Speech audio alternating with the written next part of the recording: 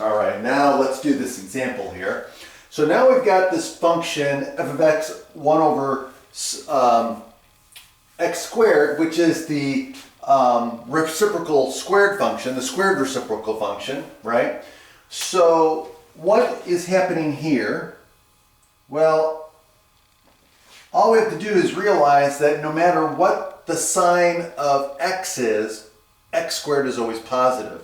So all it's doing is basically it takes the reciprocal function and takes the negative side and flips it up to above the x-axis.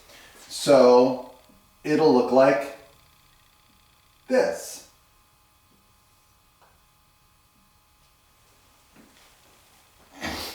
So now we know what it looks like. We can say, hey, what's going on with these? So we can fill A, B, C, and D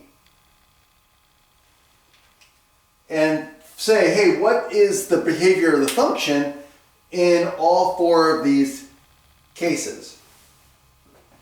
Okay, now also understand, we have what? We've got a vertical asymptote at x equals 0. We've got a horizontal asymptote at y equals 0. Okay, so now what we could say is, hey, as x is approaching negative infinity, okay, so as x goes to positive or negative infinity, so we're going to the left, what's happening to f of x? Well, f of x is what? Approaching what? It's approaching 0. So f of x is approaching 0. Well, what happens as x approaches 0 from the left, right? Okay, so from the left is this way. So as x approaches 0 from the left, f of x is going up to positive infinity. So f of x is approaching positive infinity. As x approaches 0 from the right, so now we're coming to 0 from the right, it's still going to positive infinity, right? So it's still rising up to positive infinity as you approach 0 from the right.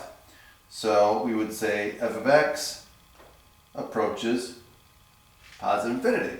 And then finally, as x approaches positive infinity, now we're going out to positive infinity, what's happening to the graph? F of x is going towards 0. So f of x approaches 0. All right. That's it.